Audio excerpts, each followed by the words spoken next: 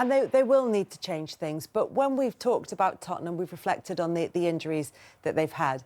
With Manchester United, there were injuries and illness within the squad. In the build-up to this game, as he said, it was a very disruptive preparation because of that. It was changing almost on a daily basis. Is that enough to explain the performance and the result today, do you think? Well, there's no doubt that losing Ahmad meant that they lost all the balance on that right-hand side of the pitch. And we saw what happened against Newcastle when Xerxes played in one of those he played in the left pocket that day and he had to go out to that side to defend. The problem was today it meant that Bruno Fernandes was asked to put in, I mean, not that a player should be worried about putting in a big shift. They all have to put in a big shift, but when your best player's having to basically sort of trek out 50 yards to Jed Spence and then trek back in and leave Casemiro on his own. I didn't. And then when he gets the ball, he's tired. He's knackered. I didn't think that was right. I just didn't think that was right. I mean, look, I'm sure that he's got problems because he's got no players to call upon who can play on that side. But for me, your best player should be reserved for winning you the game, and I didn't think it helped that at all in the first half. And it allowed Tottenham an easy out all the time.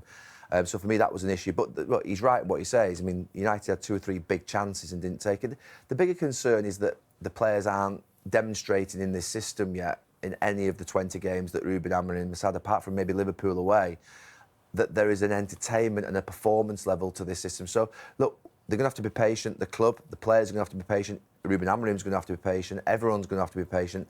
But I would like to have seen the performance levels getting higher. That's the one thing under Erik ten Hag. You can't detach result from performance. You can win sometimes not playing badly, but it'll catch you out quite a lot if you continue to play at sort of an average level. And this is a very average level that United are performing at week in, week out. And that's why Crystal Palace are beating them amongst other clubs.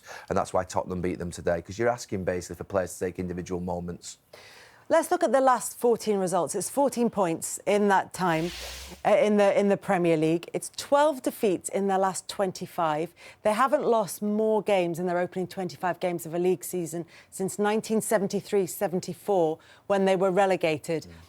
But these 14 that Ruben Amorim has taken charge of, the ones that he's responsible for, you talked about wanting to see improvement in performances under him. What have you seen that suggests that he's the right man to build Manchester United back? The best thing about it so far has been actually his press conferences, and I think even today after the game, the way in which he communicates his vision and his idea and that he wants to succeed at Manchester United and he feels he'll get it right. I don't think there's anything on the pitch that I've seen so far, either in results or performances, that tell me that we're watching a really good team. We're not. It's a really poor team, this United team. But even if it's a poor team, there are ways in which to make even a poor team look better. Are they there? He has died in a ditch in respect of when he said very early on, I'm not going to change my idea. So now he can't. And that's, I suppose, an issue in some ways, because I do think there were probably, with those 11 players he had out on the pitch there, a better way of probably getting them into a system which would have meant they'd have felt more comfortable.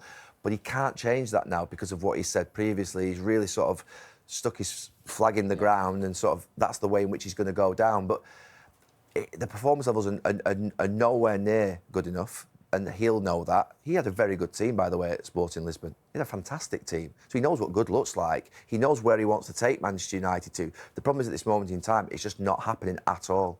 Jamie, have you seen anything on the pitch that suggests that Amorim can do this job of rebuilding Manchester United? No, not necessarily. But the reason why I would say that is because the players aren't good enough, Kelly. It's a really poor Manchester United team. If you go back through the history of the great ones and you compare this, they are miles off it. They need 7, 8 top players to change. So we all thought that Ten Hag hasn't got a clue, he just doesn't know what he's doing, everyone else is better than him. And I'm sure this manager probably thought that, because he's got big egos, managers. He thought, I can come in there, I can change it. I know he didn't want to probably come in right now because he thought, I need a bit of time, because the pain is only going to get worse for a while.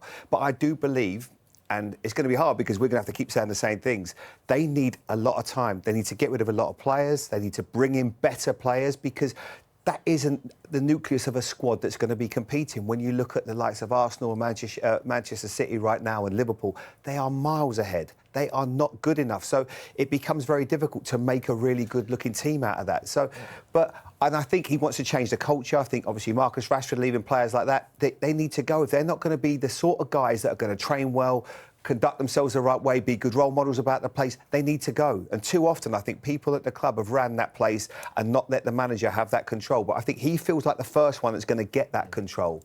he's been strong there. But what Jamie says about the players not being good enough, if you just take Tottenham's best players, Porro, Udogie, Van der Ven, Romero, midfield of Basuma, Sarr, Maddison, Solanke, Kulusevski, Son, Johnson, Tell. How many Manchester United players would get into that Tottenham team if everybody was fit? None. I think Bruno. I think you'd want to have Bruno in there. Maybe Ahmad, but to be honest with you, time. You've got Kulusevski or Ahmad, and I'll be honest with you, I think I'd be going probably Kulusevski. Yeah. So my point is, every single Tottenham player, probably barring one, if they were all available, is better than every single Manchester United player. And that's not being emotional, it's not ranting anymore. We've gone past that now. It's just really sad that that's where Manchester United are currently at. They haven't got the players. And that's recruitment. Is that the level that you thought those players were at, the Manchester United squad players were at when they were signed? No. It's what happens to them when they get here. And we've seen players actually the other way, when they've left, actually start to thrive again. So there is something I talked about, Tottenham before, and that sort of cultural that platform. What's happening in the club at this moment in time? There's a lot of redundancies off the pitch. There is a lot of uncertainty. There is a lot of uncertainty on the pitch. They've had a manager be sacked this season already. It's not easy to perform in that environment. It's been the same for 10 years, and it's still not changing at this moment in time. Hopefully, in the next 2 or 3 years, Ruben Amorim is given the time to be able to build a successful team and squad. But every single Tottenham player that gets into their first 11 gets into Manchester United's first, and probably apart from Bruno. And the thing is, they've thrown fortunes at it. Fortunes. But if your recruitment is wrong, or your idea of a player, and you're bringing on 30-year-olds and signing them from absolute fortunes from 4 or 5 year contracts, it's not sustainable, and it's never going to work. So that's the other thing. So they have to change now. People like Jason Wilcox has been brought in. Jason knows the game inside out. Can't think of his name. The guy from Man City, who's obviously a fantastic CEO, Barada. So there are people that they are trying, but this you can't. I looked at that team today, and I'm thinking, looking at the subs, I actually felt sorry for him. It was really difficult to get a shape of a midfield. You could talk about systems all day long. He didn't have the personnel, really, that he would have liked at his disposal to get the result that he wanted. If you're going to play two in midfield, you need legs. Absolutely. I think the way the game's gone now, everything's data-driven.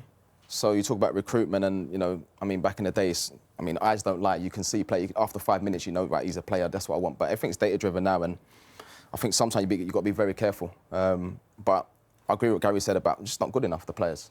We can talk about systems, but you talk like Bruno Fernandes today is probably the one, really. You think Ahmed was missing today, but the shift that he put in today, going out and just vacating a massive space in the middle of the pitch, got Casemiro, sort of back end of his career, it's difficult, and it's sort of like there's no structure. If that was a training session and it was 11v11, and you can blow the whistle at any stage, you'd blow the whistle, there'd be players all over the place. There was no structure, in possession or out of possession. It's Casemiro becomes like a bit of he gets a lot of stick. Yeah. That in his defence, I played midfield. I felt sorry for him today and there, because he looks, of course, because he's covering distances that are impossible for Rodri to cover. Rodri would have found it hard in that midfield today on his own, and he's the number one, as we say. But it was impossible for him. And if you haven't got the personnel, and he's got injuries right now, it becomes extremely difficult. Is he the right man? You could keep sacking managers left, right, and centre. Because it has to, like Gary says, there's stuff off the field they have to change. They have to change the personnel, but that will take time. You can't just have one window when you bring in 6, 7 players and expect it all to gel. It is going to take time. But probably the finances, Gary, with financial fair play, are they in a position to go and buy right now? I don't think so, unless they get rid of players. I don't think they've got that 150, 200 million anymore. I think that sort of Anthony Casemiro window where 150, 200 million was spent was a really bad one, because that was a panic one that wasn't in... I don't think that was in the business plan at the end. It was when they lost to Brentford, and I think my Brighton. understanding is that's part of the reason why there's this new round of layoffs coming up, is that it's all part of trying to balance those PSR books for Manchester United. So It may be that whole scale changing of the squad might be a little way, and there might yet be more pain for Manchester United, who find themselves in 15th place in the Premier League title.